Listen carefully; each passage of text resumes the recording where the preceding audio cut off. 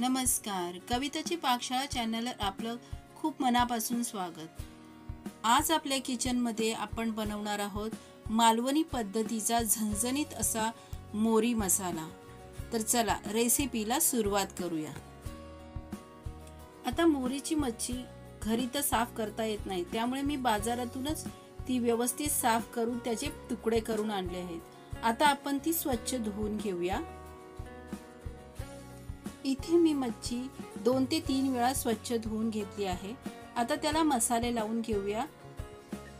त्यासाठी इथे लाल मिरचीची पावडर 1 चमचा, गरम मसाला 1 चमचा, धने जिरे पावडर 1 चमचा आणि पाव चमचा हळद घालून आपल्याला ते मच्छीला पूर्ण व्यवस्थितपणे लावून घ्यायचं आहे। मसाले मच्छीला लावून आपल्याला अर्धा तास ते मॅरिनेट करायला ठेवून देऊया। इथे मी त्यासाठी खोबऱ्याचं वाटण तयार केलं आहे। तर मी 1 कप सुक्क खोबरं, 1 मोठा कांदा, 7 ते 8 लसणाच्या पाकळ्या, 1 इंच आलं चांगलं तव्यावर भाजून घेतलं आहे। आता हे थंड करून आपल्याला मिक्सरला वाटून घ्यायचं आहे।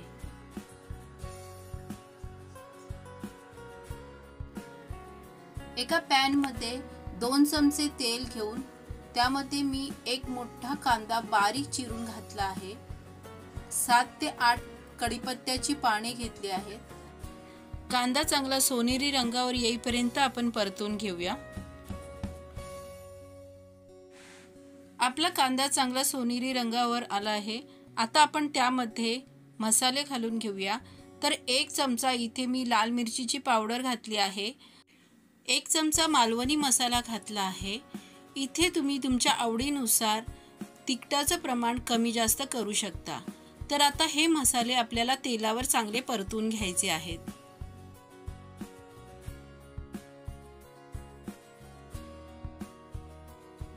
मसाले तेलावर चांगले परतून घेऊया। मसाले करपू नये म्हणून त्यामध्ये थोडंसं गरम पाणी घालून पुन्हा एकदा चांगला मिनिटभर परतून घेऊया।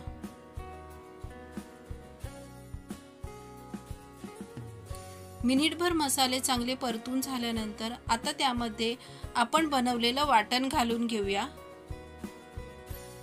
आता हे खोबऱ्याचं वाटण सर्व मसाल्यांबरोबर चांगलं एकजीव करून ते आता तेल सुटेपर्यंत आपल्याला चांगलं परतून घ्यायचं आहे। तर ह्या प्रोसेसला आपल्याला साधारण 10 ते 15 मिनिटं लागतील। साधारण 15 मिनिटांनंतर तुम्ही पाहू शकता आपल्या मसाल्याला चांगलं तेल सुटलंय। आता ह्या स्टेजला आपण मॅरिनेट केलेली मोरीची मच्छी ह्यात घालून घेऊया।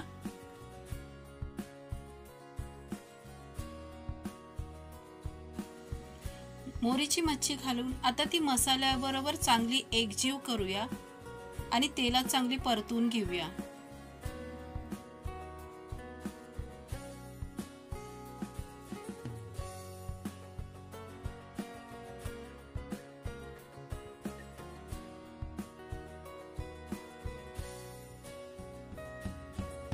मच्छी चांगली तेलावर परतून झाल्यानंतर आता ह्यामध्ये अर्धा ग्लास गरम पाणी घालून घेऊया आणि थोडंसं चवीपुरतं मीठही घालून घेऊया।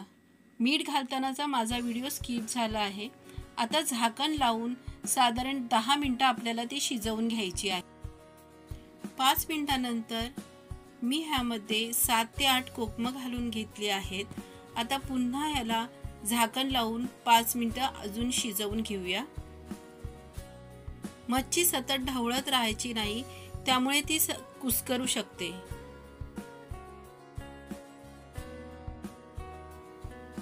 पुन्हा 5-1 मिनिटांनी म्हणजे सुरुवातीपासून आतापर्यंत 10 मिनिटांनंतर तुम्ही पाहू शकता आपली मच्छी शिजली आहे।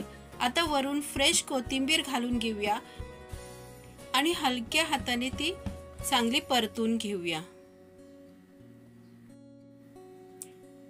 इथे तुम्ही पाहू शकता आपली फिश चांगली शिजली आहे। आपला मोरी मसाला तयार झाला आहे। तर आता गरमागरम सर्व करूया।